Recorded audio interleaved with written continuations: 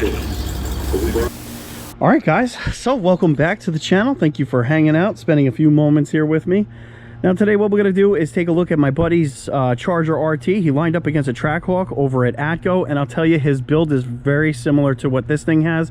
It has a 392 stroker kit on there, a supercharger, long tube headers, full cat, a catback, exhaust. I mean, it has the bells and the whistles. And it's pretty impressive what this thing is capable of doing. I don't think that Trackhawk really had any idea that that RT was going to, you know, really do as well as it did. And, you know, it's really awesome for me to see that RT doing as well as it is, because that is really the future of this thing. Once it gets supercharged, I believe that that is really the route that it's going to be going in.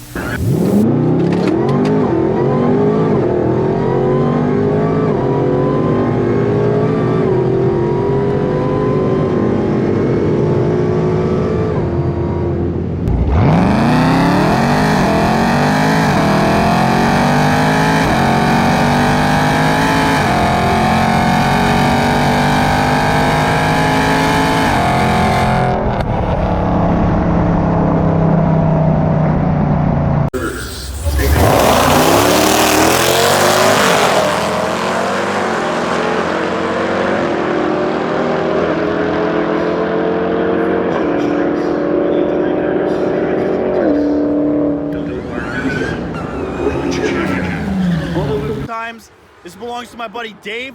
I'm gonna put his Instagram and YouTube in the description. But last year when I was here, you had a 5.7 with a Whipple on it, right? Right, 2017 Charger stock block with a 5.7 on it.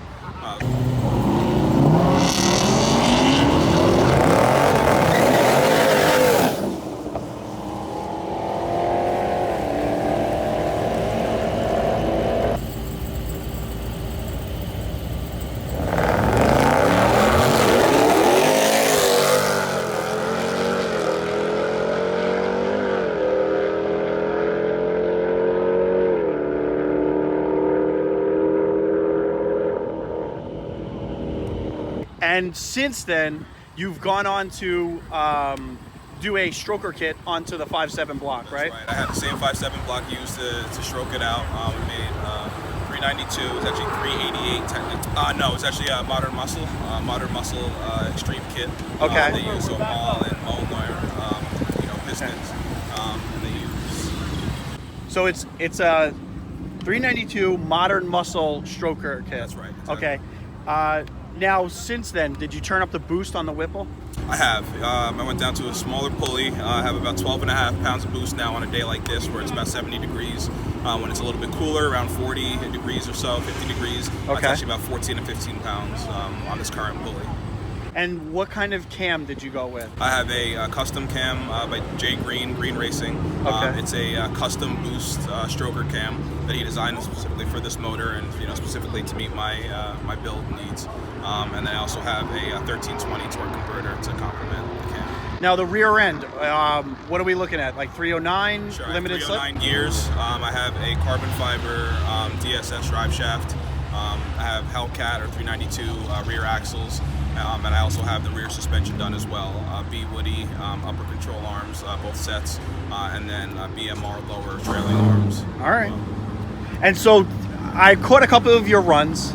Are you happy with it? I am. Just now, just a 10.6, 10.6.1 at 131.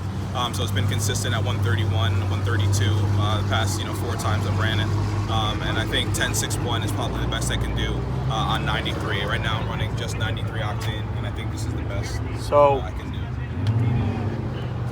Okay, so you're still on 93. Are you thinking maybe E85 or maybe 109? No, I think yeah, MS 109, which I have ran through it before. I'm not tuned for. I don't have a tune for it right now. I think I will tune for it. But my next need for sure is fuel system.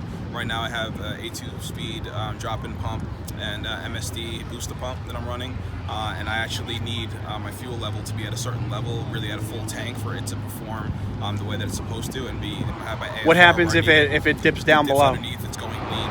Okay. Even though my logs still look good, my I don't have any knock, so it doesn't seem to be too detrimental. But you don't want to run it like that continuously. Yeah, you don't want to chance that. Exactly. So the next modification I'm going to do is a dual, fuel pump system, probably a 4 return system. Okay. Because right now I seem to be maxed out on my current fuel system. I mean, this is exactly what it is that I want to do. I think this would be the end point for me. Now, are you you're gonna keep going with this thing, or no, you gonna? I think my end point would really be low 10. So I think 10.1, 10.2 would be my cap on this. So what additional things do you need to get to that low 10s? Sure. So the first thing is the fuel system, right, which is the next modification I'm going to do. I'll have to do a return system. After that, I really think if I do an OST dyno, who actually tunes the car, if I do their 8-rib kit for this, I can turn up the boost a little bit more, and I think that will get me there at that point. I think those are the only two. So with the upgraded fueling system, can you crank up the boost a little bit more? I can. Or are you just going to stick with the 12.5? My limitation after this will be actually my transmission. Right now it's tuned. It feels excellent. I don't miss any gears. I don't, everything's absolutely flawless. But that was what I'll have to start worrying about once I get to, below 10s, I think. That's what I'll have to start, at least in the back of my mind, thinking about. So once I do the fuel system and once I do the 8-rib kit to make sure I don't get any belt slip, I think I'll be all set. So what rib is it now? Right now it's just the standard 6-rib kit. That's just the standard 6-rib. Okay, 6-rib. A couple modifications. I have the ATI dampener, 18% ATI dampener.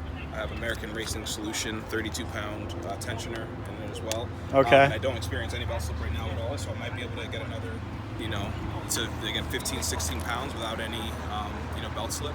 So I might not need the 8-rib kit if I want to hit low 10s, if that's where I'm going to be comfortable. But especially if I want to be, really comfortable down there and maybe even, hit top 9s.